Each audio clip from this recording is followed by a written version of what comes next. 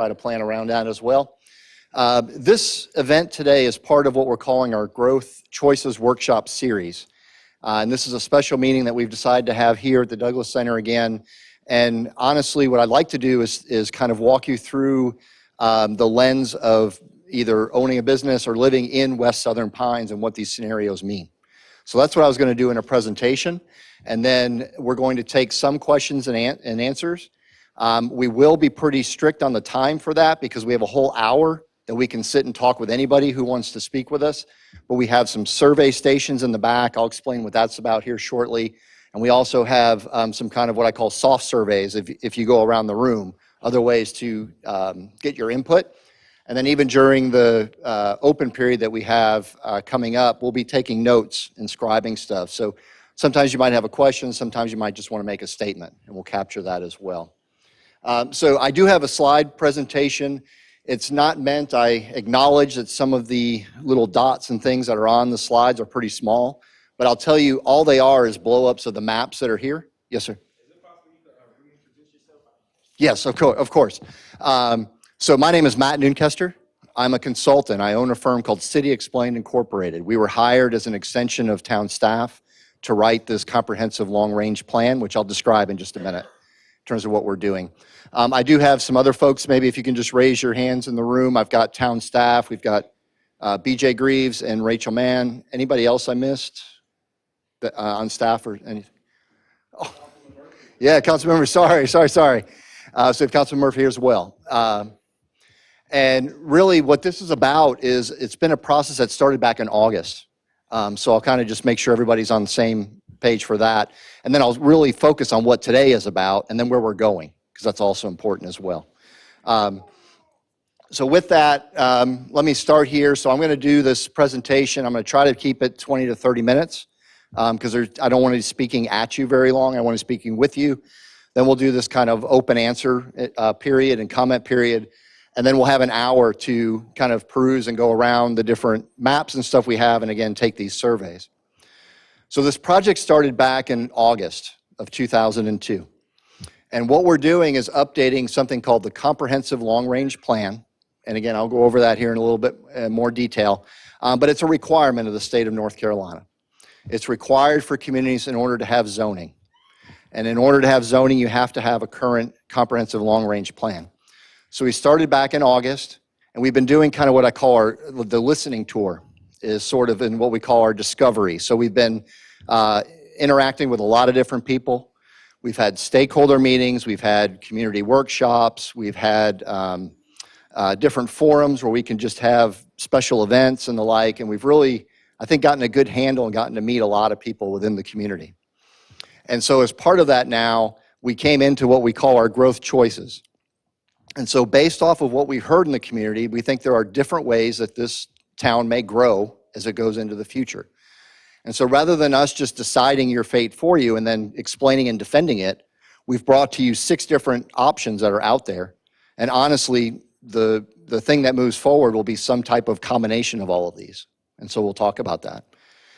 So we've been, since February, all of February into tomorrow being our last day, we kind of just put the brakes and said, let's have a very long, patient conversation within the community about the different choices there are to grow, develop in the future. Once we get into probably about the end of March, we'll actually take some feedback that we've got and start writing a draft document. We'll write a document in the early summer, and then we'll bring it back out to the community to take a look at in forums just like we're having this evening. Ultimately, we would hope to have some type of an adoption with Town Council towards the end of the summer to keep on the schedule that was given to us when we started the project. So that's sort of kind of who I am, why I'm here as a hired consultant, and sort of what we're doing.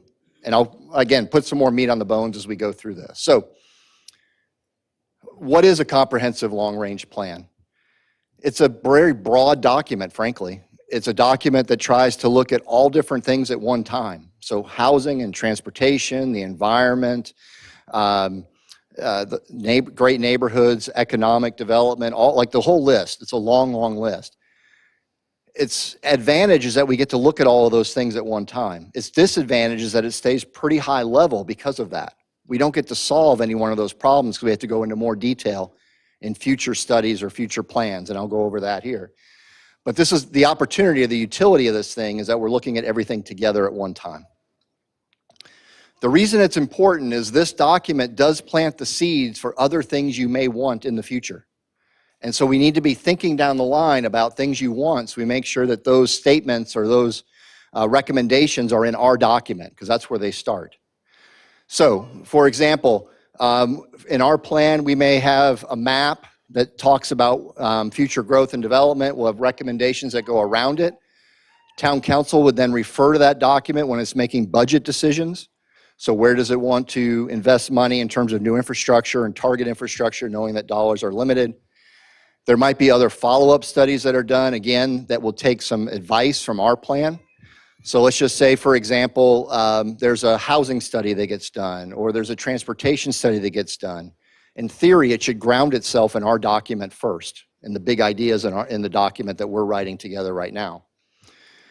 Then ultimately, as I mentioned in the opening, this document is required in order to have zoning, and those are the rules and laws that guide what happens on the ground. So all of the different properties that are within Southern Pines, what type of use can be on there, how big it can be, what is parking like, what is landscaping like, all that good stuff is governed by the zoning ordinance.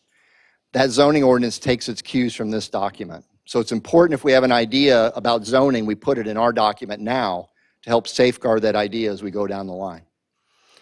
And then ultimately, when you want to make change to your property, if you want to make change to your property, when town council is reviewing things and trying to make a decision, they look at our document as one of the things to guide their decision-making process. So sometimes it's kind of hard to say, let's think 20 years out in the future, let's think about it at this very high level, but it's a necessity. And really, we need to start having the conversations now to get what we want in the other documents to follow. So again, I just can't underline enough how much we need to try to work together at this point in time. Yes. Great question. So it can vary. In places that have a lot of change going on, it's about every 5 years. Places that are a little slower, it could be up to every 10 years. It depends on how quickly the community is changing, the threats and opportunities that are presented to the community, and how much growth is coming. BJ, Rachel, remind me, your current plan now is 2000 and... It was written in 2010, and then it was updated in 2016. Yep. So the DNA of it goes back to 10, 2010. yeah. So it was time to do a full update, which is what we're doing now. So as part of the process, and the reason we're really shining the spotlight on this evening and the work we're bringing to you this evening is we started in the same place, which was, again, kind of going out and listening and trying to figure out what was going on. And we're going to end in the same place, which is to have a written document that will be adopted by town council. The path in between the beginning and the end is flexible. And that's why I'm telling you, we've come with options, and we want to have real honest discussions about what opportunities or threats there are associated with these, so we can get some real feedback and help influence the plan that we write. So we have a lot of flexibility before we get to the end, and that's this flexibility we're going to show you this evening, and then the conversations we'll follow up with should hopefully demonstrate that to you. So also, just so everybody knows, when we go around and talk about these 6 different futures we came up with those 6 just because of things we heard, or data that we found, or things that we've heard would be nice to have in the future. It's not a contest where you have to pick one of these letters, and that's the letter we're going to move forward. There are lessons to be learned in all these different futures, and we will combine them. And it may be that certain things are more geographic specific. So for an example, the West Southern Pines community might say, we really like scenario blank. And horse country, when you go out to the east, might say, we like scenario blank. Well, we can start to form those things together into a shared future. That's why we're trying to get all this feedback that we can, geographic specific. So what I'd like to do is just run through the different futures that we have for you. And this is where sometimes we joke that I'm just doing like fortune telling, right? So I'm going to give you 6 different futures that you can think about, and then we can have a conversation about them, and then we can do the follow-up activities. So first and foremost, when we have our planning area, just so everybody's aware, we're looking at an area larger than town limits. So you have the West Southern Pines community, you have all of Southern Pines, and you have its Southern Pines planning area. It's a larger area. It's dictated by the planning jurisdictions, and it's state stuff that we have to look at this area that we've got here. But that, when you look at the reporting or other information we create, I just want you to understand why we have a larger planning area. And then within that planning area, again, speaking with the community, we found that people have different viewpoints or different experiences in the town depending where they stand within those town limits or that larger planning area. So for this evening, we're going to focus on really what are the experiences for West Southern Pines that come with these different scenarios. So when we're thinking about West Southern Pines, and this is something you can find on the website and take a look at it, but just kind of as our launching point, we're recognizing that West Southern Pines incorporated in 1923, one of the first African-American towns in North Carolina. 1931, it was involuntarily annexed by the town of Southern Pines, and it created a difficult and uneasy unification process to follow. It remains tight-knit and proud of its wonderful history and culture. And then we continue on to describe sort of the boundaries of it. So we're really looking at US 1, the Mid-Pines Inn and Golf Club, Pine Street and Mid-South Club, and then the area just behind Low Avenue on the west side of the community. And then we acknowledge here as we go through the scenarios that there were hundreds of homes and businesses that used to support the uses and become a self-sustaining community, things like a hospital, a school, town government buildings, parks, etc. And then when you looked at how the community was designed, you had buildings that were oriented towards a traditional grid of streets, so the squared off streets that you have right now, more low profile buildings, narrower streets, street trees and the like. But most of those businesses in the community are now gone today, and really it's because of the rezoning that had occurred that made everything single family homes, what was allowed. And over time, that kind of choked out the businesses, right? So the scenarios kind of look at some of the history of West Southern Pines as we go through some of the opportunities that might be presented again. So just know that that's kind of what we're rooted in. So there are 6 scenarios that we have. We've lettered them A through F in no particular order, but that's what you'll see when you go around the room. Scenario A is what we call committed development. Scenario B, over on my right, is sort of a phased development plan. Scenario C and D are what you're doing now, just kind of, I call it cruise control. It's the rules that are in place now, what happens as you go through. And then E and F are some new ideas that we've been hearing through the planning process, and we want to really get some reactions to those from you this evening. A couple of things, though, before I start describing these different futures to you. One is there's a phenomenon where lots have already been recorded, for lack of a better term. And you can see this all through West Southern Pines, where there are lots that are today either a building in disrepair or a vacant lot or something of that nature. Those lots that have already been platted can be built on tomorrow if you pull a building permit. So they don't require approval from town council like a larger piece of property might. So there are a lot of different spots within the West Southern Pines community and the town as a whole where people could build tomorrow. And I think you're seeing some of that go on right now with some property owners who have accumulated several parcels and are moving on those parcels. So I'm acknowledging that, and I'm going to acknowledge that in the different scenarios as we go through that process. The other thing is, and again, we can look at this in more detail, it's the map on the back, but we have to acknowledge the things that have already been approved before us.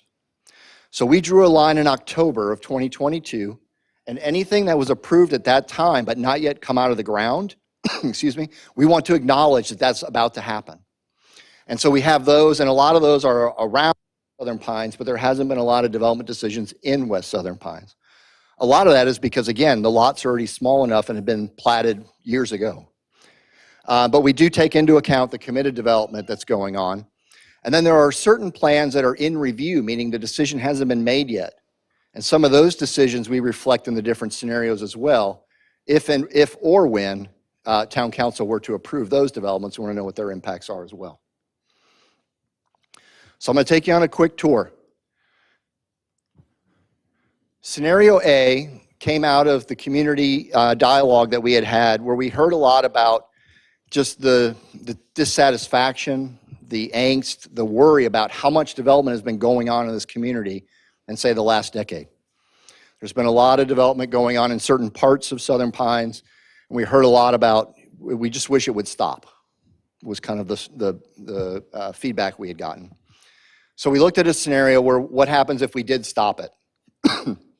And so, again, these are things we'll look at as you go around the room. But generally speaking, for each of these scenarios, we have a map that shows where growth would be intended to go if you follow that philosophy. And then we have what we call the zoning map.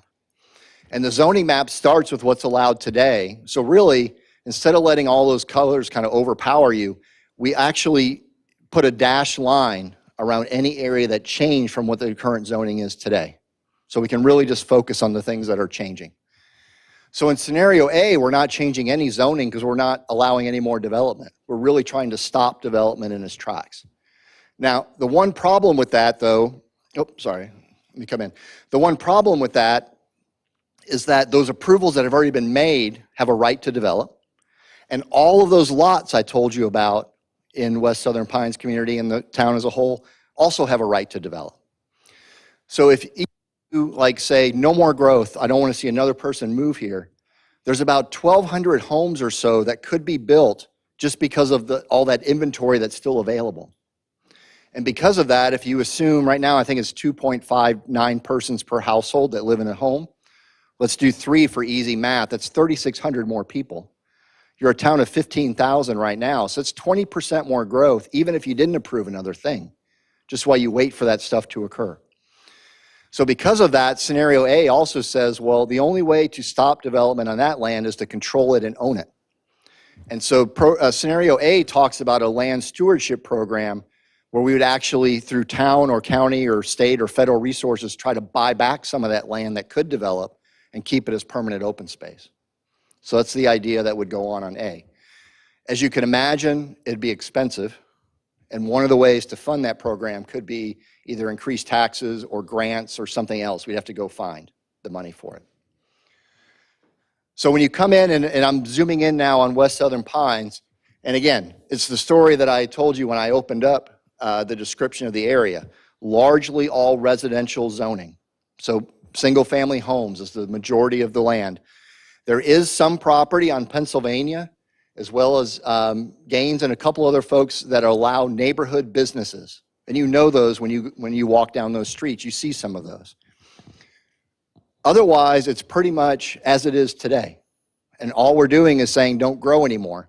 Because you have so many vacant lots, one of the issues that will occur is when you come up to these maps, you'll see little dots on here that show new homes that were being seeded by a computer model.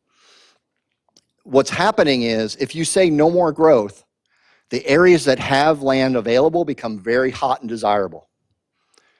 There's a lot of individual properties in West Southern Pine that would become hot and desirable because of it, because no other land's being approved.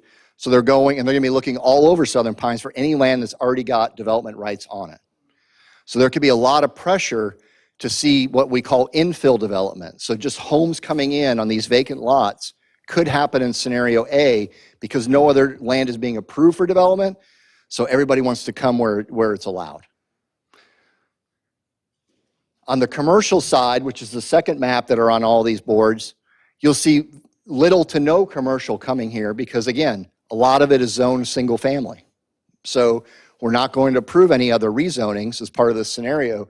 So it's going to be mostly homes that would come in this community. Yeah. You said that, and this is for A, but when I look over there at A, I see commercial buildings.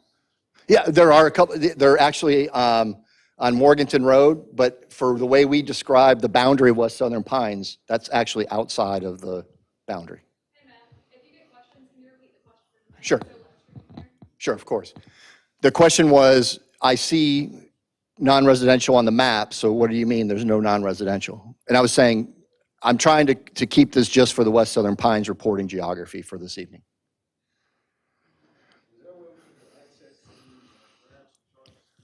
Yes. So I'll say it now, but I'll say it probably a couple other times. If you go to southernpinesclrp.net, that's our website. On the website, on the top banner, you'll see it says Growth Choices Workshop. Every board that's here, you can download it. It's a PDF file, like a poster, and you can download any one you want, documents and everything. The other part about scenario A that I just want to mention is it actually ranks very well on the environmental scale because it's trying to stop development on large pieces of land and some other things. So we looked at the habitat for the red cockaded woodpecker. We looked at some of the pine groves and long-time pine groves that we have here. And A does really well because we're not developing any more at all. So it does score well on the environmental scale. All right, scenario B really is focusing or contemplating this idea of what we call a development allocation. So what it's saying is, and this could apply to any of the scenarios, but this is where we're thinking about it, is we're saying, well, what happens if we have a limit? Pick your number, 100 homes a year, 1,000 homes a year, whatever the number is. We set a limit because we say we can only handle so much growth a year. Our infrastructure needs to support it. We just need to kind of let it all settle in to the community as a whole. So what happens if we pick a number and kind of regulate how much growth can come in every year? It's not saying that it can't come in ever. It's just saying if it fills up for that year, it has to wait till the next year to come in. So it's a phasing program that might occur. For that project, really all we did for this scenario was take in some of those projects that were already under review but not yet approved. Like I told you, that town council might still have to make a decision on. And we said those might occur. They might actually vote yes for some of those. And so we said, well, what happens when that occurs? Let's phase it. Let's say that we only want so much growth to occur each year. And what does that mean? Like what are the benefits and what are the consequences of doing something like that? So that's what this scenario is about. So because of that, there are two projects that I'll have to go back to the map when we have our discussion together to give you the exact names of those projects. But there's two projects within what I call sort of the area of influence of West Southern Pines, although not exactly in West Southern Pines, that would actually be built. Otherwise, everything else would pretty much stay the same, but there'd be some type of a regulation. Now, because of what our mission is for this meeting, and I'm looking specifically at West Southern Pines, I would say that this is the one scenario that if you are worried about a lot of homes being built at one time, this could be one scenario that paces that. So maybe you don't have, 95 or 100 homes pull permit at one time. It can phase it a little bit so that it might be more manageable. This is the scenario that would think about something like that. So again, when we look at how the growth is allocated and distributed, you would have the vacant homes kind of filling in under this scenario because we don't have any development approvals that would occur here. Now, these dots are all the way out to the year 2040. So these dots would come in at a certain pace based on whatever the policy is set at the town council level. We would set a pace for how many homes could be built each year. That's what's different about this one. And again, on this one, you see we did seed some new commercial development that would occur along Pennsylvania or around Gaines or where some of that neighborhood business zoning is. It might happen to want to come down here as part of that process, again, being paced as it goes through. All right, so scenarios A and B, again, just to further categorize, I've described it in other community meetings as sort of protectionist planning. Like we've had too much growth, we are concerned about that growth, we want to be well prepared for that growth. So those two scenarios, if the community's desires tend to gravitate towards there, I would write a plan that tries to sort of protect the way development occurs. Scenario C and D that I'm going to go over right now is what I call cruise control. And I told you that, and the reason I call it cruise control is because it's the current plans and policies that are already approved. We're just going to let them play out, just continue on. And so the only nuance we have on those is where the growth occurs.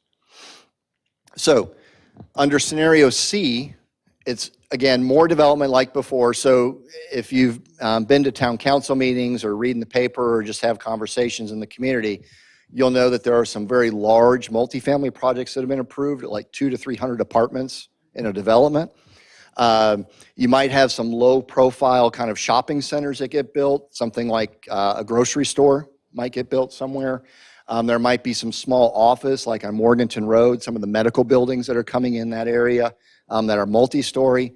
You would just keep getting more of that for decades to come. The difference is, on scenario C, we would try to focus all the growth to the north. And basically, if you take May Street and 2 and downtown and kind of go up north. The reason for that, or the testing of that, is to say, we need to coordinate our infrastructure dollars, right? We don't want to have Moore County Schools building a school in the north and the North Carolina Department of Transportation building roads in the south, and Moore County Utilities putting water and sewer lines in the east. We're trying to get everybody on the same page.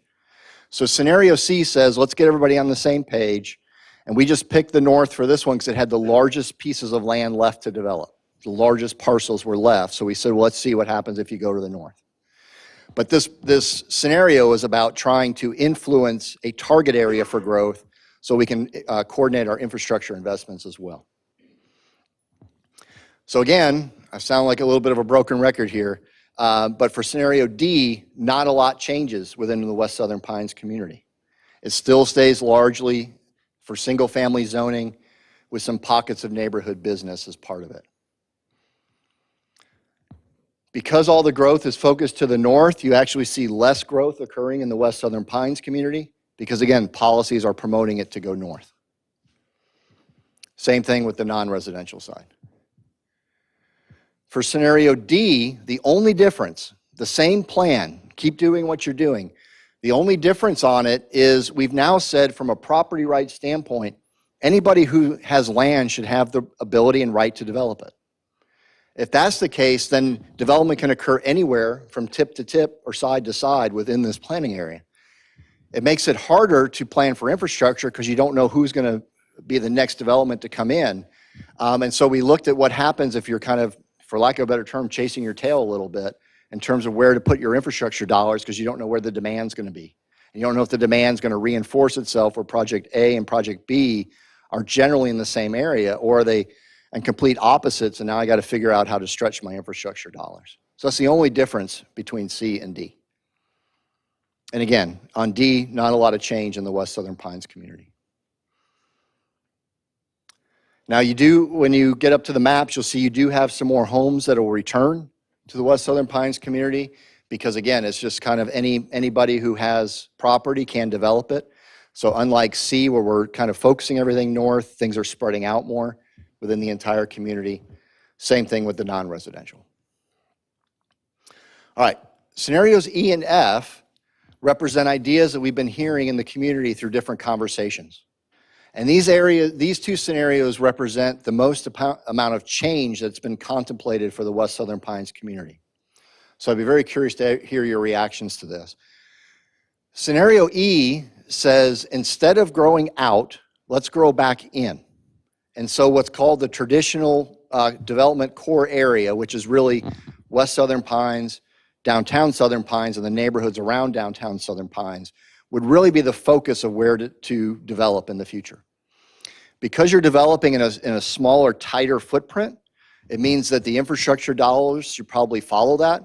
So things like missing sidewalks, things like getting a local transit circulator, bus system, all those kind of things come back on the table because we're putting growth in a smaller area. And so those kind of, the demand is there for those kind of services. So that's what E does. One thing that's interesting though is about character. So when I talk about, let me go back for a second. When I talk about things for residential uses, and again, you'll see these up on the posters, we're talking about everything being in a scale that respects the homes that are already here today. So that'd be one of the things that goes with scenario E.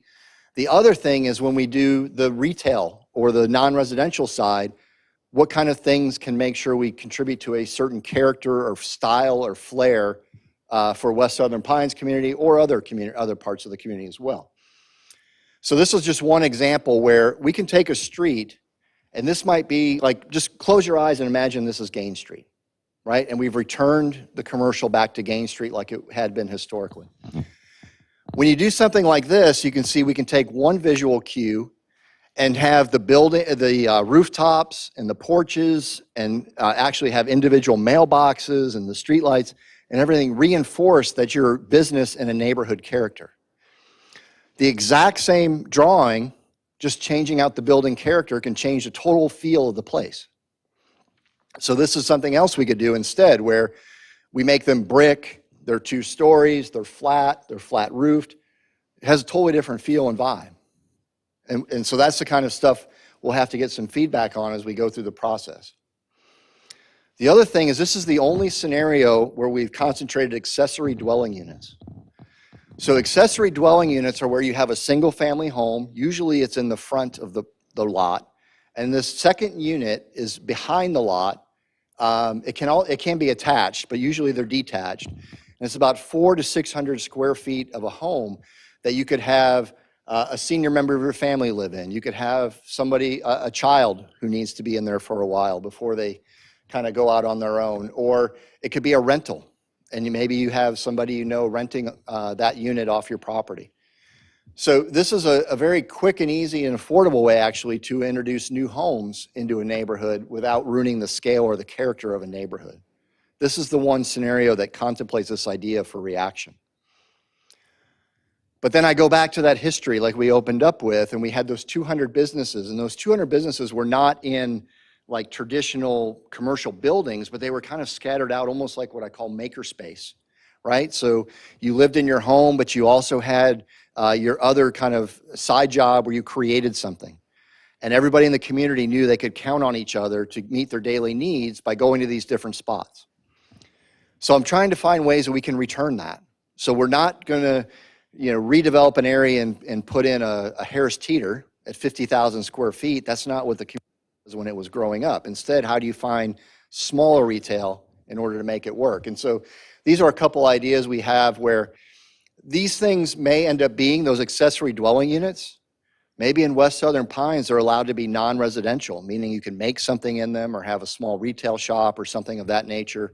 Again, though, where it's 400 to 600 square feet on a single family home. Or I wonder if, when we come back to the center, what's being programmed on all 17 acres? Well, maybe we can program, this is a term called micro retail, but it's basically like incubator space. And what I mean by incubator means you're just starting out your business. And so what if we had 3, 4, 5, 6 of these with a little boardwalk that attaches, and you're at your home making your thing, whatever your thing is, but then over time you come to the center where there's kind of a concentration and so people can come and shop, and you can actually make some money off of your thing. So this is one idea we have where these could be small accessory dwelling units that are on the home, but they could also be something that I could see being programmed on the 17 acres at the center. And like we were talking earlier, you could maybe theme it where you also have community gardens and some other things that are there, but this is a way that people can kind of really start out. And maybe they have a day job, but on the weekends they sell something or something of that nature. But I was trying, at least with good faith, to restore some of that energy and synergy and pride that was here before with those 200 businesses and looking at some ways to do that. So I'd like to get some feedback on that as we go. In terms of scenario E itself, you'll see a lot more dashed lines for West Southern Pines community in this one. And what I've basically decided for reactions in this scenario is, if you take Pennsylvania Avenue and what's going on Pennsylvania Avenue east of US 1, there's no reason why at US 1 it should just magically stop. So what happens if you take the level of investment and other things going on Pennsylvania east of 1 and take it west of 1 on Pennsylvania? And then for me, I picked Gaines Street. That road can change in the future. But for me, I picked Gaines Street just because of its historical significance with businesses. And I made the entire street where on both sides of Gaines Street, those small scale commercial buildings would be on there, like with the pitched roofs and all that kind of stuff. And then after that, it would quickly fall back to the single family zoning. We're not trying to disrupt too much. We're trying to create an organizing feature. So if that were to be the case, you'd have one spine that's running this direction, another spine running this direction. Yeah, Mary, please. Okay. And so the one thing we're trying to do here is, for lack of a better term, run that math problem of having more commercial than you have now, but not too much that ends up like missing teeth, right? When we work in places like Oklahoma or Texas or those kind of places, they end up with too much red on the map because everything for them is driven by sales tax money. So they want to register a cash register everywhere. We think that you need more, but not too much, because you want to actually have enough energy and investment that these become real notable places. Mary? Well, I have a general question about zoning, but specifically for this picture. One of the things that we had asked about earlier is, I mean, there are already existing buildings on Gaines Street. It could be Gaines or whatever street Right. it is. There's already buildings and homes there. Yes. So how would that fit into this scenario, for example? Yep, it's a good question. So in some ways, it's not saying that we have to displace. It's saying that you would fill in. And so remember from the drawing I showed you, you would have retail, but they would have like a peak in the roof and some of that. So they almost look like they're residential, but they could actually have a business in there. And so then it becomes choice, right? If you want to use your property for a business, you use it for a business. If you want to use it as a home, they look alike. They're close to each other. One doesn't look out of place from the other one. And so really, if it ends up being that Gaines really is more predominantly residential, then we'd have to find another street, right? But what I was trying to do was find enough opportunity to reintroduce non-residential destinations. And they may start out where it's the home with the accessory dwelling unit in the back, and they sell X, whatever X is. But maybe they do really well, and they're like, you know what? I need more space. So I'm going to have the whole area be there. Some places you would flip. And you might say, if you're in a situation where your children are moved on or something like that, and it's the old adage where you live above where you work, they call it a live-work unit. Some people may say, I'll live in the accessory dwelling unit because I'm doing so well, and the home will now be the sales square footage that I need in order to really capitalize on what I want. So there's some flexibility that's in there. And, you know, because these are just like make-believe scenarios, we just made them up for reactions. But as we go through property by property, if it looks like these are going to stay more residential, then we might want to pick a different street or a second street in order to make sure we can try to get to that critical amount of neighborhood business we need in order to return, you know, the activity back to town. So that brings me to my second question, which is about general zoning for what's on the front. Mhm. Whatever scenario or scenarios that you end up writing in your long-range plan, will that preclude areas from being rezoned in the future? Correct. For business? Right. So, well, I'm going to answer your question. I'm going to flip it a little bit. Okay. So when a rezoning application comes in theory, and I'm talking all of North Carolina when I say this, when a rezoning application comes in, one of the first things that they do is they say, is the rezoning consistent with the plan that we're writing? So if on certain streets we've said they should return to neighborhood business, then there should be support for a rezoning to neighborhood business. If for some reason we're saying it should be, you know, neighborhood business and you want to put in an industrial building, like a large industrial building, then the plan should say, well, it might not be what was originally intended. So the plan is a guide for when a rezoning application comes in for what was its intended use, even if the zoning is not consistent with it. So that's kind of how it works, is that you could still do rezonings. But normally what you do, or what staff would do, is they would look at this plan to see if the rezoning is consistent with the long-range plan that we're creating. So as I was saying in the opening, this is the time we want to identify, you know, what we want, because then when zoning happens, it's easier for it to it's not a fight, because the decision was made in our plan. All you're doing is implementing it at that point. Lynn? Could you comment about the kind of technicality of neighborhood zoning? Because my understanding was that there are places that are zoned neighborhood business, but they really can't accommodate the kind of business that you're talking about. Right. In other words, neighborhood business might be like do accounting in here, but it's not, you're not a storefront. Correct. So is it Yep. a different kind of zoning that would be Yeah.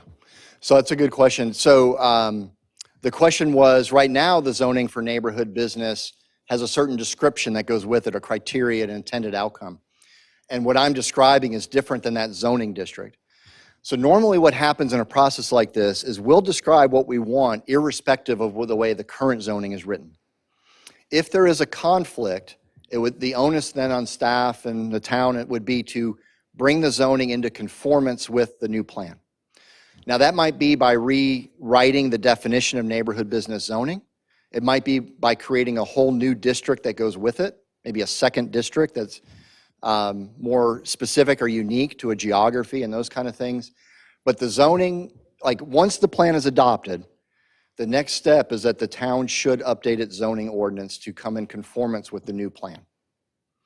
Now, some communities I work in, just to be perfectly honest, they're proactive. They go out and do it before anything happens. Other places wait until a rezoning request comes in and then they make it in conformance with the plan. That's a decision every community makes on their own. I'm gonna go 1 and 2. 1. Okay, whatever plan or scenario they come up with, it's obvious that it's gonna get capped bit more populated. Now, what does the Department of Transportation come in, because it's hard to handle the traffic that we have? Right, right. Another good point. And sometimes I'm just, I'm gonna answer questions, sometimes I'm gonna really give it to you straight when we do it. North Carolina has a little bit of an issue as a whole state, in that if you, like, let's say you live on a cul-de-sac with 3 homes.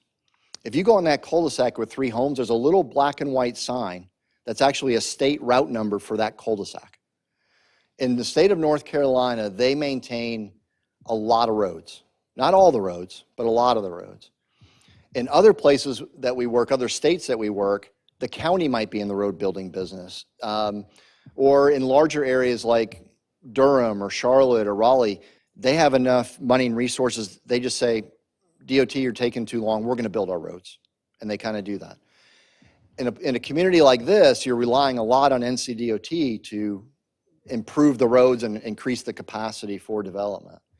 And so just to be very blunt and clear with you, sometimes it's a wait that takes too long. Like we're not paid, like it's just too long. It's just simply too long. They don't sit at the table with the developer. Well, they do. So when an application comes in, they review it, but they can only review it for certain things. So for example, every property who comes in for a development, by right, they're allowed to have a driveway cut, have access to the transportation system from their piece of property. Well, if you work in a place where the lots are very narrow, you may end up having 50 driveways on that road, when in essence, it would have been better to have one driveway and then, like, I don't know, X number of feet back, have an internal road to handle all that traffic where it wasn't on the main road. But the way the rules and things work, it's just sometimes the intended outcome and the rule are opposed to each other. We are looking at some transportation as we go through these things, but the town is not in the road building business. Town of Southern Pines, it doesn't build new capacity roads. We're gonna have to rely on NCDOT for that. Now, I'm gonna make a jump off your question for one other thing though. And I don't know whether this will give you hope or just create mass confusion, but the other thing that's interesting for this area is there is a threshold of 50,000 people who live in an urbanized area, meaning that all the development just kind of runs into each other, for lack of a better term. Well, with the new census that was done, Aberdeen, Pinehurst, Southern Pines, and I think Whispering Pines, if you draw a boundary around all of those areas, you get to 50,000 people. With that being the case, you're now called an urbanized area. As an urbanized area, you have to have something called a metropolitan planning organization. Stop me when I've given you too many alphabet soup things, but it's a new organization that will be created, has representation from all 4 of those communities. What that means is that, going kind of to where I think your question was leading, in urbanized areas acknowledge that they have transportation issues. So these organizations that are set up to try to deal with that. So they'll do projects and plans and those kind of things. And probably most importantly, as an MPO, Metropolitan Planning Organization, that's created, they get federal funding to do that work. So it's, for all the growth you've had, you finally have crossed a threshold where you might get something back for it. And again, it's being discussed right now. I don't know when it'll be formed, but you've met the criteria that they have to do it. So your question, and then I'll come back. Yeah, looking at this infill design, you were saying there were like 1,200 lots that could be developed in Southern Pines. Mhm. This won't stop the rest of that development. This will allow, it's just Right. that all the other development is gonna happen, but you really want to throw in this scenario in this western section. That's 100% correct in terms of what could happen.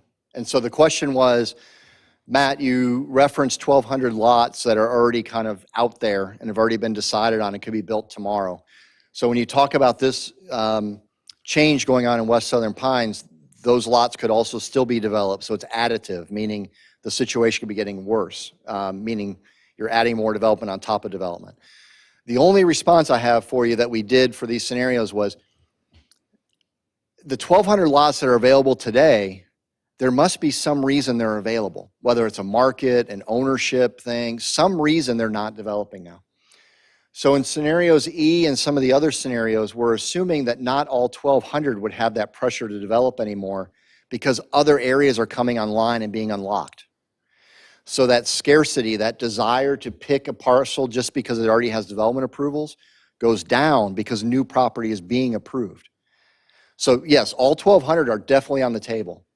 But I think those people who are looking at those lots to put a house aren't gonna buy a micro property. Well, right, but of the 1,200, several of them are in here. Two streets, that street in Pennsylvania? Well, yeah, you can drive here and see, I know of 93 that have changed hands. It's probably hundreds, right? In this community where, Gain Street, Pennsylvania, all of them have that. In doing something like this, with those commercials, little building houses available, will there be something done that would give the West Southern Pines population first choice and ability to get into that, so it truly helps the people who live here, rather than some developers that come in and start buying them up? Yeah, another good question. So the first answer I would give is the person who owns the land controls it first. So maintaining ownership of property in West Southern Pines by ancestral or historical families that are here, that's priority number one. Because once the land sells, you don't have control over it anymore. So that would be my first priority, is how do we keep land in people's hands who have lived here before? So that'd be item number one. Item number two, though, is, I give you the good and bad with all of these. As places become popular, they tend to become more expensive. And as you know, right now, a home on the east side of US 1 is selling for more than a home on the west side of US 1. So if that were to occur, and on the west side, homes were to increase, that means your taxes will increase when they do assessments and the like. So, yeah. And rent, yeah. So there are some programs, we've been doing some research. There are some programs, and again, it's usually the larger cities. It's like Asheville and Durham and Charlotte and Gastonia, who have looked at some programs either they do it through their land and housing trust like you have here, or they've actually had a program where they provide grants to people. They call it stay in place grants in Charlotte, because that's where I'm from, I know it. So they call stay in place, and they actually give a grant that pays part of the property taxes because they're increasing, because they want to try to keep people to stay in place. So there are some things we can look at. To be full disclosure with you, a lot of those things are beyond what would traditionally be in the document that I'm helping town staff write. So we write recommendations to that, but the onus is going to be on the community, the elected officials, and the staff to follow through on some of the ideas that we're creating here. Because they're not, the final word on those things is not in my document, the CLRP document. Follow-up question? Is there a chance with this that you'll also use eminent domain? That these particular houses in this area we're trying to make nicer aren't nice enough, and because of that, we're gonna take your property away from you? Which they've done Yeah. in many other places? Right, but that's beyond the purview of the document we're writing right now. And so what I mean by that is, in this plan itself, it's just colors on a map, and it says what would its intended use be in the future. When you do what's called the future land use map that's in our document, there is no vacant property. Everything is or just in case it were to come in and develop, we'd want to know what its intended use would be or its intended outcome would be. So everything has a color, but there's nothing about a CLRP, a comprehensive long-range plan. There's nothing about that document that proactively goes out and tries to redevelop land or change land. It's just there for when things come at it, it knows what to do. Other initiatives and people want to do, those are all different things, but in the plan that's being created right now, nothing of eminent domain, nothing of purchase of development rights, nothing of that nature would be contemplated in this plan that we're creating right now. All right, let me keep going just because I want to be able to get through the slides and have more conversation. So in E, when you go and look at the boards or download the maps, you'll see there are a lot more dots in West Southern Pines. That's because we're assuming, just like we are on the other side of US 1, we're assuming that those accessory dwelling units are used and they're built. That's why you see so many more dots. It's not new single-family homes all the time, but it might be one of those homes behind an existing single-family home that would be built. And then here again, you see that Pennsylvania and Gaines for this scenario would have a lot of non-residential commercial development that would be available to it as well. All right, the last scenario is F. F is much like E, except it's saying it's unrealistic to think all that pressure on that traditional core, West Southern Pines, downtown Southern Pines, and the neighborhoods around downtown Southern Pines. It's unrealistic to think that that much change would be absorbed in those areas. And so it has the principles of scenario E. So same thing, but it looks at 3 centers to the north. Big pieces of property where we could build what are called new town centers. It would have a park. The park would have around it some buildings, like a historic green. It would have a lot of neighborhoods. It'd have greenways, schools, like the whole thing, like you built a whole new town. We found 3 properties that would be potential sites for those, again, up north. And again, what it's saying is the development principles of West Southern Pines in this example, grids of streets, mixing commercial and homes and stuff, was the right way to go, but we're just going to do it in a new place. So we're going to replicate that. And the only reason we went to the properties in the north is because they were the largest 3 properties we could find. It could occur anywhere. This is just a lesson to look at. But what happens if we actually built 3 new town-type developments that would take the pressure off the central core to develop? So again, coming back to West Southern Pines, the principles that were in scenario E would still be here in F. There would just be less pressure to develop. So when you get into the dots, there's less dots on the map. The reason for that is because they're being drawn up north to those new town centers. And the same thing though, the commercial, just because think of how popular downtown Southern Pines is right now. There's nothing vacant. It's got kind of a place. So as those places are being built in the north, there's still just some cachet or some brand about just being this close to the traditional downtown. So we think it could still have a lot of the neighborhood businesses coming in. So what does all this really mean? And there's some maps in the back that have these tables much larger. But kind of to the question posed earlier, all of these scenarios assume some growth in West Southern Pines. Again, there's just so many lots that are vacant under different ownership. We just think to assume that none of them will ever develop again is probably not accurate. And I would not be giving you a good story that I think could happen. So, sorry. So when you go and look in the back, single-family detached homes, there'd be an increase in all of those, and it would really be the vacant lots that would fill in. These townhomes would provide some variety, but they would only be intermixed with the neighborhood business that we have on different streets. Only scenarios E and F have some, what I call multiplex. It's some small type apartment buildings, maybe 6 units in a building, but the building's made to look like a single-family building. The accessory dwelling units are only in scenario E. And you can see ramping up retail and office space depending on which scenario you pick. Again, where it takes widespread is more in E and F. And again, we have all those numbers. We can look at them more in depth with you as well. Please. Does the developer reach out to certain individuals or certain companies to acquire these properties that you're saying that they're undeveloped here or in West Southern Pines? Right. They give that information out to other companies or individuals so they can acquire that property? Yeah, so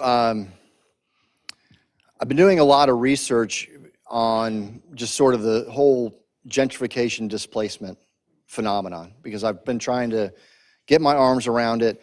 Again, North Carolina is limiting in some of the things you can do and not do.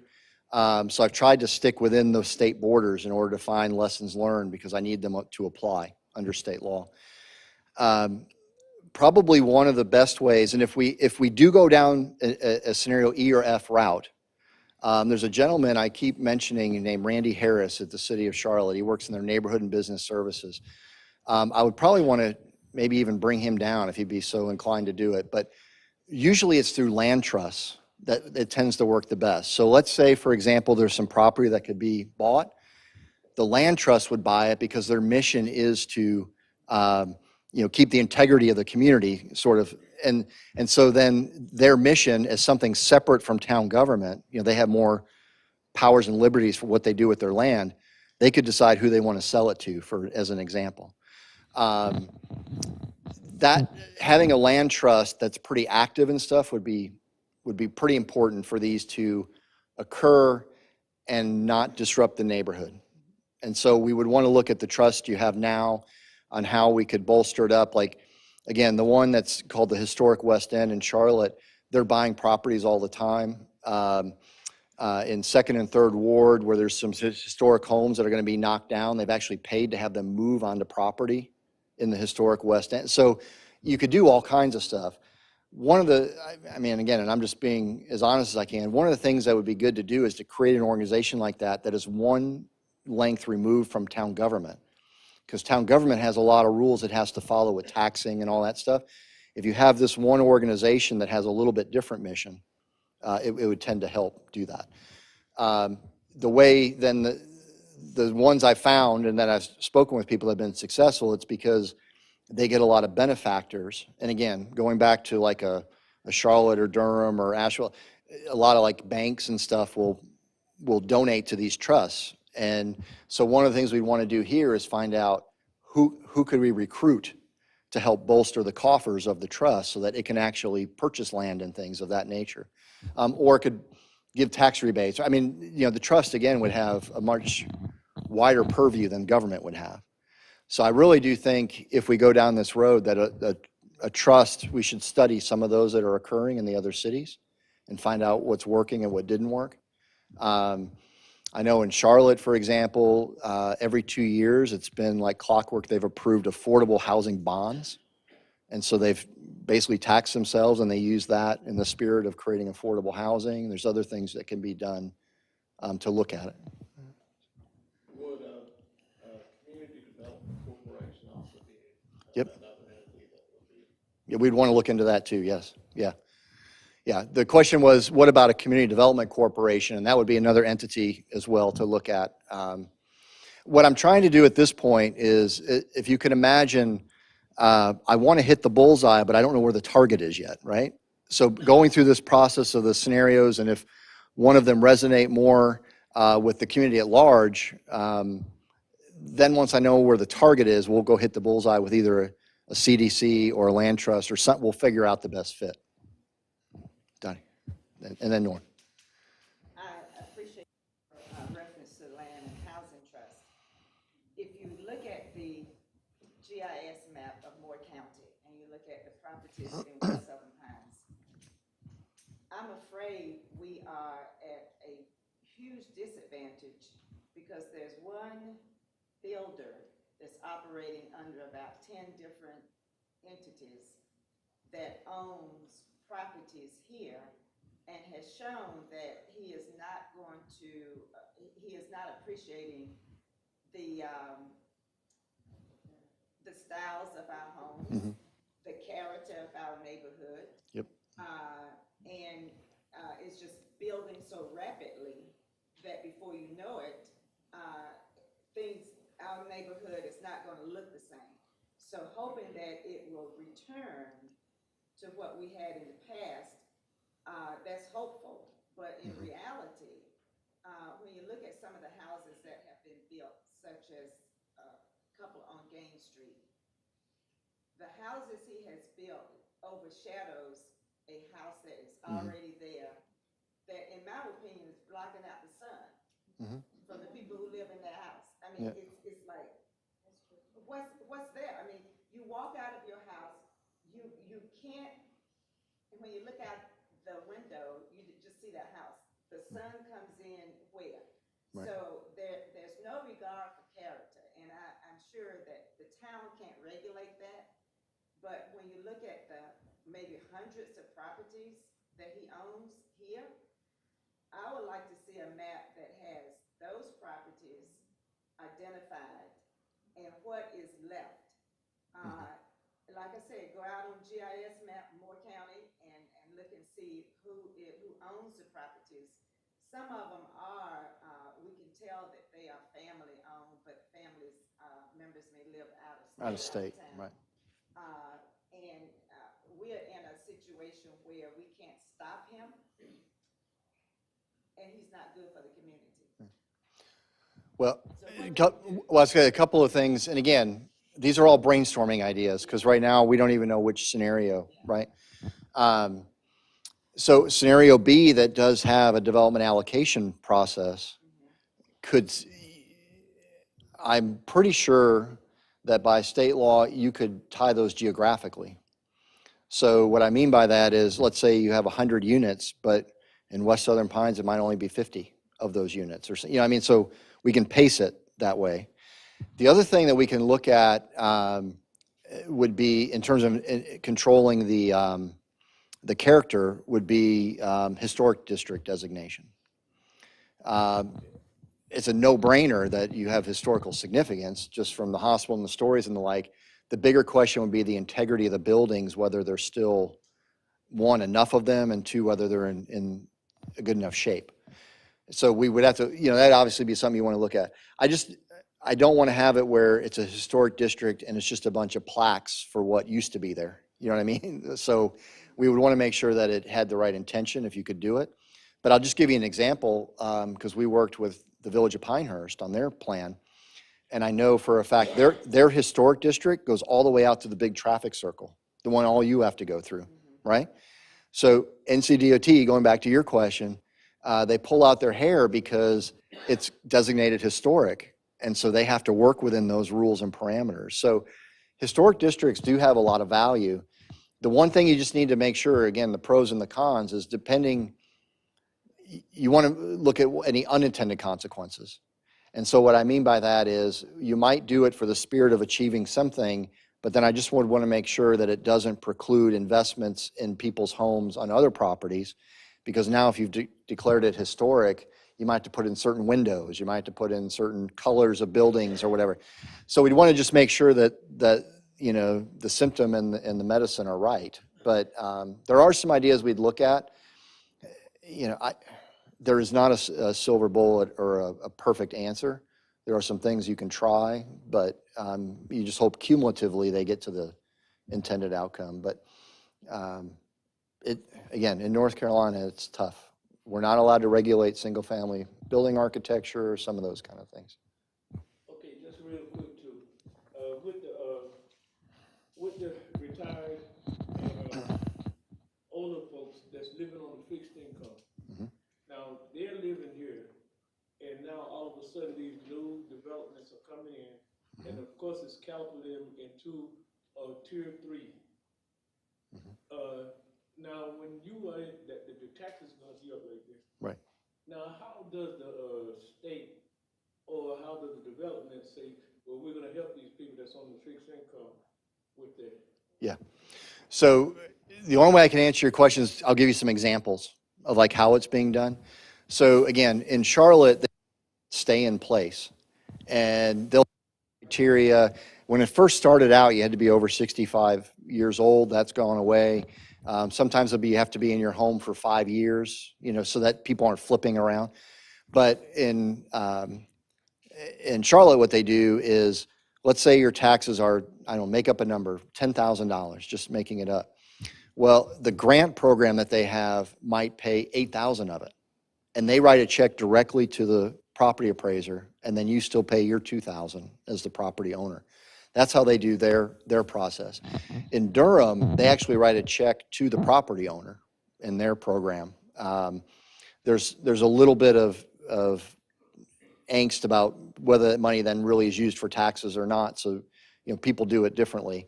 But in those two situations, what's happening is the courts are finding that it's hard to forgive taxes as a government because you can be challenged in court and the like. But to give out grants, people give out grants for all kinds of things. And so a grant program tends to have better standing than just forgiving taxes.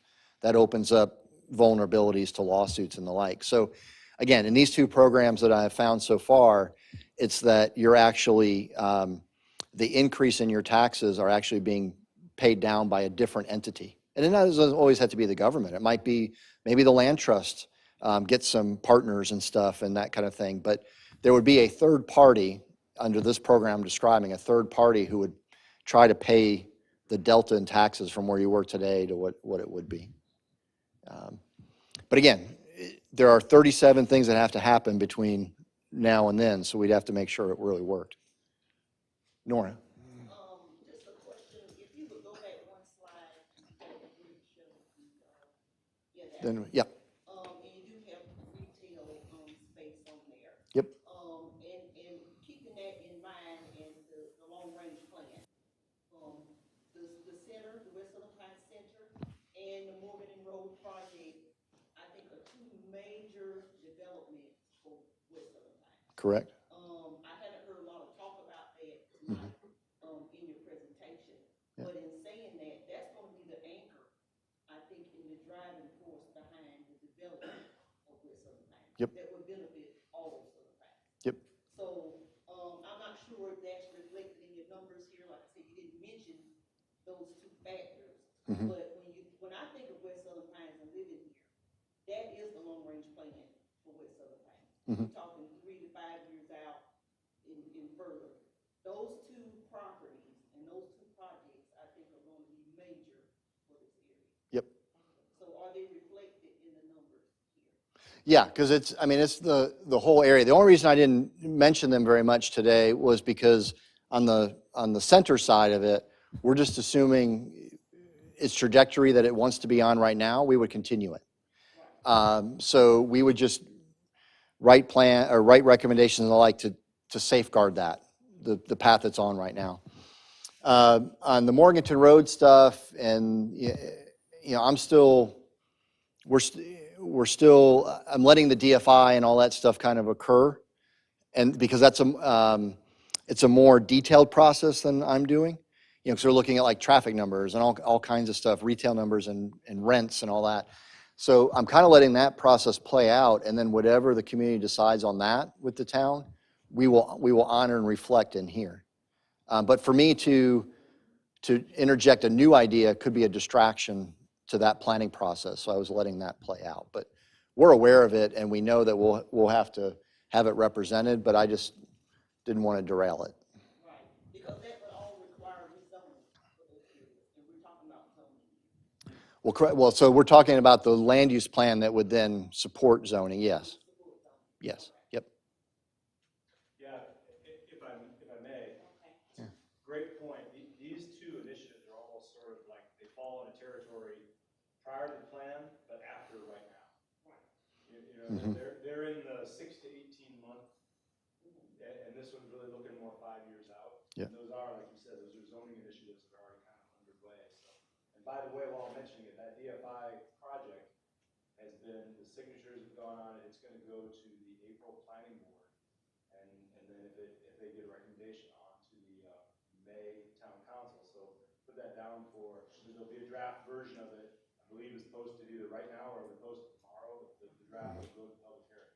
So that's a totally different thing, but I figure it's this community, and since we're here and I've got people in the room that live in this community, that's that DFI project will, that document is posted on our website for review. What, DFI, what was that again? Yeah. Yeah, so Go ahead, please. boy, here we go. No, it's a great question. So I only know enough about to be dangerous. I really don't want to, I hope to not take an exit ramp here and go off to, there is a piece of town-owned property that is at the intersection of Morganton Road and Henley. And the town, going back 2 or 3 years, the town had the UNC School of Government Development Finance Initiative came to town and looked at all of West Southern Pines and came up with a list of strategies for redevelopment within the Southern Pines, within the West Southern Pines community. One of those areas that was identified was that intersection. And because it's a T intersection, it's right at the north end of a bunch of future development that we'll have to talk totally different, other development taking place elsewhere in the community. But it's an intersection that is ripe for redevelopment. The town controls the property, therefore has a lot of influence on how the property develops. Getting back to what you said about, you know, about owning the property and having control of the property. It just happens that it's a bunch of town-owned land. And so DFI looked at that land and said, well, since the town has control over it, and since it's the interface between the West Southern Pines community and other development that's taking place, this is really an area where a strategy could be developed for the redevelopment of this property. The town could look at it, the town owns it, the town can choose who to sell it to. And so it needed to be rezoned. And that's why it's really not subject to all this, because it's going to be going to the planning board with a rezoning hearing like next month. But the zoning has been drafted to facilitate DFI's strategy on this. One of our teammates, Elena Millette, wrote that. She's been working on it for quite a while. She's spoken with many people in the community about that, and so that's a whole different thing. But I got all excited sitting over there because I'm like, man, I'm right here in West Southern Pines, and a bunch of people who live here are right here in the room, and that project is moving forward, and it's going to a public hearing. So please feel free to grab a copy, review it, and participate in that public hearing, because that's a big strategy that Nora brought up. BJ, with regard to the public hearing, It's my meeting now. that will be everyone's opportunity to weigh in on what they like and don't like about the current plan, right? The current plan beating the DFI, are we talking about? The one that Elena wrote that. Yes, okay. Yep, that email went out today. There was a draft version of it. Again, it got posted to the website. It is a little bit difficult to explain in a limited amount of time, but it is a unique zoning document that is written specifically for that area. Elena and Rachel did a lot of outreach, a lot of meetings. There were knocking on doors. There was tours of the property. And as a result of all that feedback, plus what DFI is recommending for an actual development strategy that could work, plus what the town needs, plus what, you take a bunch of different, I mean, Elena was sitting there like, man, there's a lot of cooks in this kitchen, holy cow, trying to keep a lot of different inputs in mind. So she did the best she could to come up with a draft zoning that reflects all that. And there's a map and there's text, and it's just for that area. It's just for that town-owned land and a piece of property that is owned by a very small sliver of land that's owned by the Southern Pines Land and, no, excuse me, not Southern Pines, the Southern Pines Housing Authority that they didn't even know they owned, actually. That was kind of a whole interesting story. It's a very small sliver of land. And then another one that's owned by Jose Kengas, that's a triangle right on Morganton Road. They signed off on the submittal of the application. The town staff wrote the application, and now we're going to need input. And yes, it's going to go to, it's March, it's going to go to April Planning Board. And that will be a public hearing that everybody can speak about it and say what they love, what they hate, what they'd change, what they wouldn't change. And then the planning board will make a recommendation to the town council, and it'll go to the May town council for a legislative decision on that project. And so I would encourage anybody that is interested in that corner over there, Morganton and Henley, and that town-owned land, to please get yourself a copy on our website. Or if for some reason it's not there, it's just a mistake, get with us on Monday, contact our office, and we'll email you a copy. We'll put you on a list. We'll do everything we can to get you a copy of that document so you can look at it. I just have another comment. Yeah, please. To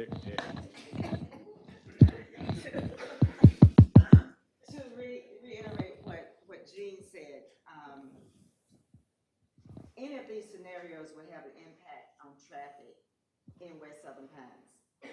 And though the town is not in the business of building roads, we do expect the town to be the advocate to making sure that our streets are safe and that they are in good shape and that they are not speedways to get to these other developments. And so that's the expectation is you may not be in the business, but you need to advocate. And whatever has to take place with DOT needs to take. Well, and to that end, just to put a little detail onto that, you know, when a development application does come forward, traditionally they do what's called a traffic impact study. That would be submitted to the town to consider when they make their decision. So they should have that information available. Now it's up to them to act on it, but. Just one last thing, the traffic impact study does not reflect those observations of those who live here. That's sort of scientific. But I would like for us to be listened to more than that study. That's a study. Yeah. We have reality. Well, to your point, I'm saying this tongue in cheek as the outsider, because your quasi judicial process, the community input really isn't considered very often. And that's just the way you're set up. That's the way you're set up, but please. Matt, two things. One, the 2010 plan asked specifically for changes to be made on Pennsylvania Avenue, and nothing ever happened. Yeah. So it seems like it doesn't do any good to put things in the plan. Is there any way to have more of an impact? You know, because you can say we want to have what we want to do on Pennsylvania, but what was wanted is still wanted. Yeah. And it never happened because, oh, that's not our street. Yeah, so confessions of a consultant planner, you just described my worst nightmare, right? Because we go through this process, I tried to be genuine and transparent and engaging, and we try to get the best plan. And then I'm done, right? I mean, I'm hired help, and I move on to another community who needs help. And so then I just cross my fingers and hope it gets implemented, right? I think the best thing I can do is have a fantastic process that led to the conclusion. That's what I try to do, so that if somebody were to not do something or change something from the plan, the community would come and wave it at the podium. Just sign up and speak and just wave it at them and say, we've talked about this. Why are we deviating from it? So that's why I put so much time, and we do extra meetings like this evening, because if we can build groundswell support, that's the best thing I can do to help this plan be implemented and not changed. Because I will not be around to implement zoning. I will not be around to all this. Now, I have all the faith in town staff because they've been at my side this entire time. Other places I work, it's like a turnkey. They just kind of let us go. Yeah. No, I'm saying It's a different staff. Yeah. faith might be misplaced. That's No. all I'm saying. It's a different staff. Well, that's true too. That's true as well. Yep. As well as some of it. Right. Right. But I guess what the last thing I'll say, and I'll come to your second question, is in some ways, just to be direct, the challenge is to you that once this plan's adopted, you need to defend it and speak up for it and all that stuff. So I can't guarantee the outcomes. I just can't. And the only other thing is, the other day, we talked about industrial space and how little of that, and that's what brings high-paying jobs. Right. Because we got a lot of retail, but, so, can you talk about that just for, I don't want to hold anything up, but, Okay. can you just speak to that real quickly? Right. So we know that there's a lack of industrial space in this part of the county. I'll just say it that way. Because when you go to Pinehurst and when you go, all these places have kind of a lack of industrial. Industrial does tend to have higher paying jobs, depending on which industrial you get, because some industrial is all machines, right? You build this huge warehouse and they're like, we have 10 employees because all the machines are doing all the work. One of the things I'm kind of watching out for, and I've had some conversations with Moore County Partners for Progress, I think they're called now, or is what's happening to your north in Chatham County. So in Chatham County on US 421, if you don't know, they've announced a new VinFast electric car manufacturer from Vietnam. They've announced a new computer chip maker. They've announced Toyota in Randolph County is going to do a battery plant. So there's a ton of jobs going into that area. And frankly, it's not that far from here. So if you're thinking about like spinoffs and things that occur with that, it's kind of interesting. And I'm getting to work on that project. So I've got my ears open to try and hear. You know, they've from what I've learned so far, the no-brainer is the quote unquote executive housing would love to come here. I mean, they just would like the address. They'd like to tell their friends and neighbors wherever they moved from. This place has cachet, it has recognition.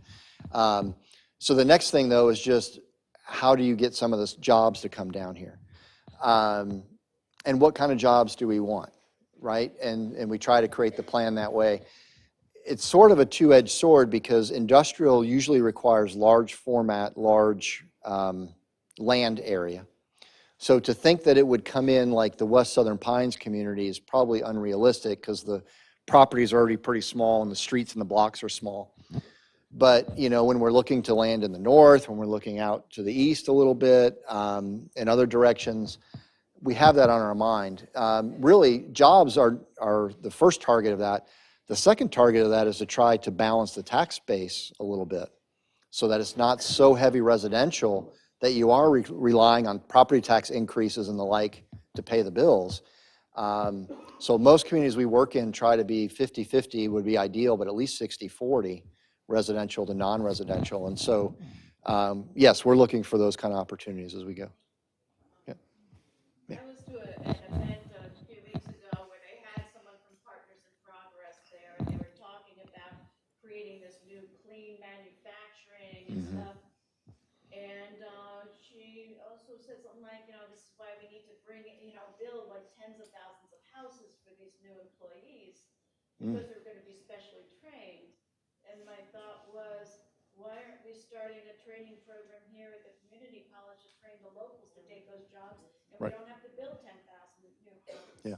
So I don't know if anything's really being done to make sure that when those better paying jobs come in, they're going to come to the people who live here, or are they going to employ the workers? And I think that really needs to be addressed because otherwise it really doesn't help us. Because what's happening right now is the more people that come down here, the higher the properties are going. And my concern with a lot of this talk down here is that western Southern Pines is sort of more affordable than the rest of Southern Pines. And when this comes in, will it remain so? Will people lose their homes? And whether you're buying or renting, the rents go up too. And when I mentioned that last time, I have a concern that the people will have to leave. Where will they go? And I heard that hasn't been decided yet. So you don't get a say? They're going to move you? Yeah. I find it very What- scary. In addition to that, I just want to also say, as the gentleman mentioned, they did this in Pinehurst several years ago too. They called it the Planet Palooza, and we got to come in day after day and give our input. And from that, they came up with the same thing, 3 new development places. And they used for that, the selling point was, it's been proven young people want to live in walkable downtowns. Well, and what about the older people? They need to live in where they can walk too. And meanwhile, when they showed photos, I said, I've seen these places and they're quite lovely, but they're incredibly expensive. And they said, yeah, they'll be expensive. I'm like, well, that prices out the young people and the old people. So the people you say you're marketing it for and creating this for, like out of the goodness of your heart, they don't even get a shot at it. What I get very frustrated with is that whether you were born here or you moved here, you stay here for what it is. what some developers think it could be. That some people are gonna make millions, tens of millions, hundreds of millions of dollars off all this development that's happening. And our costs just keep going up. And the quality of life goes down with the traffic, and then more and more taxes to build more schools. I mean, we just approved schools, and by the time any of this is done, it's not gonna be enough room for the students. So what's your question about the long-range plan? That I think that, basically we shouldn't be doing it. We should be looking at what we have and how do we preserve that and keep it nice and affordable and livable, for the future, because that's what we move to or stay living in. You just described a plan. No, I know which one. You said we shouldn't be doing a plan. We should be looking at how we keep it nice, how we keep it, well, we need a plan to keep it Yeah. nice. But every one So- of these is increasing the number of houses, townhouses, apartments, retail space, office space, all of that is developing and adding more. It's not saying, let's put a hold on this. Well, actually, if you go to scenario A, we did freeze it. It's just you have to have $166 million to buy all the land. And then you can't, The people who have the land, keep the land, they're going to buy it. yeah, go ahead, Mary. You know, everyone recognizes that we need a certain amount of economic development opportunities. So we can't just keep everything exactly the same as it always has been. So we need a certain amount of opportunity to move forward and progress to the future. So this is an opportunity to see how that would be shaped. Yep, agree. Sir? What the lady was saying over there, she didn't take into consideration the 1,200 parcels Right. that are going to be developed. Even if you say that you're no Correct. growth, you're going to have 1,200 parcels that are going to be developed. So growth is going to be factored into any one of these scenarios, Yeah. no matter which one you take. And the reason why we're here, the reason for our interest is that it's better to control the growth and to have a plan and to try and work with the plan in order to get the best possible outcome. Just saying, oh, I don't want it to grow any way or in any way, shape, or form is not a plan. It is a plan, but even with that plan, there's still going to be growth. That's correct. But That's it great. doesn't mean that all those lots could be sold someday. Doesn't mean they will be. A lot of them. I didn't say that. So- There's a possibility, Right, but let's not dominate it and let somebody else, Yeah. because you and I do not have monopoly on wisdom. All right, so to that end, let's do this. We've got about 20 minutes left. I want you to be able to really see the maps kind of live and large. If you are interested, if you go to the project website, again, southernpinesclrp.net, and you go to the Growth Choices button at the top, all of this stuff is available. If you have a question, call Rachel, and Rachel and I will respond to that question for you. Tomorrow, we'll be at the public library from 10 a.m. to 4:30 p.m. If you want to have more dialogue or have a question for us. Otherwise, the survey that we have closes on the 6th, March 6th. We have some computers set up if you'd like to take them. Take the surveys. Going back to kind of the gentleman's comments here, we're trying to have as many surveys taken by as diverse a group as possible so that everything balances out on what we're hearing. Right now, I will tell you, as of 5 o'clock today, we've had 174 surveys so far completed. It's a good number given how complicated the survey is. Yeah. Now, and because you'll be number 175. But frankly, it's hard on purpose, right? It's hard on purpose because we're actually having you struggle with us on the different futures and the push and pull relationships and the consequences and the opportunities. I don't want to just slide a simple survey to you that doesn't mean anything to me when I get it back, and then I make it all up based on what I think is the right thing to do. This is meant to be a grassroots plan. So for that reason, if we can, I fully acknowledge the survey probably takes 30 minutes if you really watch the videos and all that. Because what we do is we have the questions, and before each set of questions, each one of these, I've recorded a 3-minute video that reminds you what's in that scenario before you respond. So it takes a little while to do it. I haven't looked at the survey. I've not downloaded it at all, but just given our general participation that we've had so far, just in the planning process, I would really like to have as many different voices as I can in that survey package. Now, all that being said, I also just want to tell you, because I've told some people in meetings and stuff we've had, the survey is important because it helps me test the values and the trade-offs of values. This is not a plan that's going to be written only around that survey. Everything we've heard, the Post-it notes, all the meetings we've had, all that stuff is swirling in my head. The survey gives me a glimpse into, I'm forcing you to make trade-off decisions. That's where it's a value to me. But it's not going to just say, oh, we picked this scenario, I put a cover on it, and we're done. All right, so for everybody who's participated so far in the comments, all that stuff is melding together. But the survey is important that we get as many fingerprints on it as we can. So if it's either this evening or we try to follow up with you, we'll have computers even tomorrow if you want to take the survey, or we might have some other events going on to try to make this accessible to everybody. BJ.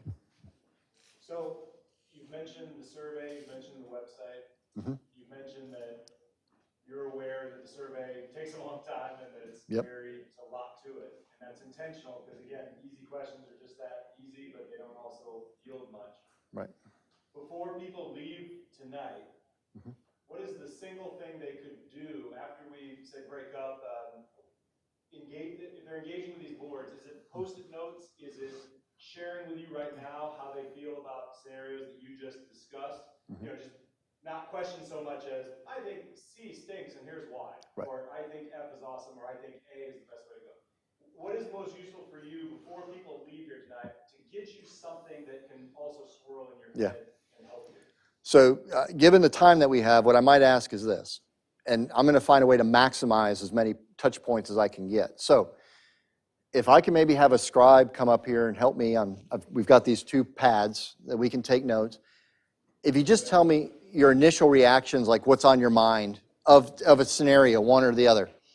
While that's going on though, if you tell me instead, if you want to get up and walk around and say, I want to look at this map that he showed me on a really small screen, get up and do that.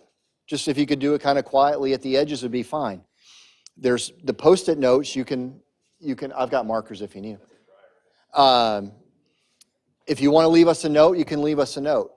The survey part, there are 3 surveys back there if you want Rachel to help you go through the survey. But the survey is also available online, so I'm going to try and double dip and you can do that at home. But while I have you as an audience, I'd rather just hear kind of the initial reactions. We can scribe them down. Yeah. So we can go ahead and write them down, or if you have a very specific comment you want to leave on the Post-it note, go ahead. It's thin, but it'll at least get you. All right, so of the things you heard, you know, scenarios A through F, like general reactions, are you like, you know, one of them just really seems like you didn't listen to our community, or one of them seems really exciting, but anything that we can just capture as a general comment. And again, this is the part where we're really relaxed. So if you want to get up and walk around or do whatever, that's great. I didn't hear enough about children. Okay. What are we doing to make it more livable for the children outdoors? So, yeah, so do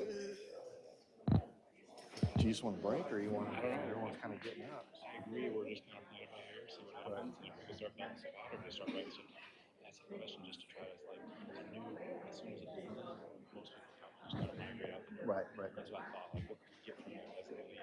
But it seems like we're not even gonna get, nobody wants to yell something out, so. Right, okay. Well, Somebody yell something out, I'll write it down. Okay.